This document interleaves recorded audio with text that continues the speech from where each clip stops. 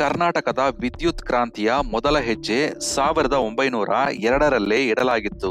1902ರ June 30ರಂದು ಶಿವನಸಮುದ್ರದಲ್ಲಿ ಜಲವಿದ್ಯುತ್ ಯೋಜನೆ ಕಾರ್ಯಾರಂಭ ಮಾಡಿತು. ಕಾವೇರಿ ನದಿಯ ನೀರಿನ ಶಕ್ತಿಯನ್ನು ಬಳಸಿಕೊಂಡು ವಿದ್ಯುತ್ ಉತ್ಪಾದಿಸಿದ ಈ ಯೋಜನೆ ಏಷ್ಯಾದ ಆರಂಭಿಕ ಪ್ರಮುಖ ಜಲವಿದ್ಯುತ್ ಯೋಜನೆಗಳಲ್ಲಿ ಒಂದಾಗಿತ್ತು. ಆರಂಭದಲ್ಲಿ ಸುಮಾರು 700 ಕಿಲೋವ್ಯಾಟ್ ವಿದ್ಯುತ್ ಉತ್ಪಾದನೆಯಾಗುತ್ತಿತ್ತು.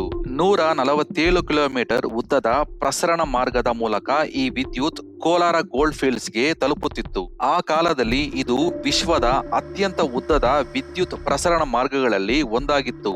ನಂತರ 1905ರಲ್ಲಿ ಇದೇ ಯೋಜನೆಯ ವಿದ್ಯುತ್ನಿಂದ ಬೆಂಗಳೂರಿನ ಕೆಆರ್ ಮಾರ್ಕೆಟ್ನಲ್ಲಿ ವಿದ್ಯುತ್ ಬೀದಿ ದೀಪಗಳು ಬೆಳಗಿದವು. ಸರ್ ಕೆ ಶೇಷಾದ್ರಿ ಅಯ್ಯರ್ ಮತ್ತು ಸರ್ ಎಂ ವಿಶ್ವೇಶ್ವರಯ್ಯ ಅವರಂತಹ ದಿಗ್ಗಜರ ಕೊಡುಗೆಯಿಂದ ಈ ಇತಿಹಾಸ ನಿರ್ಮಾಣವಾಯಿತು. ಶಿವನ ಸಮುದ್ರ ಕರ್ನಾಟಕದ ವಿದ್ಯುತ್ ಯುಗಕ್ಕೆ ಬೆಳಕು ನೀಡಿದ ಸ್ಥಳ.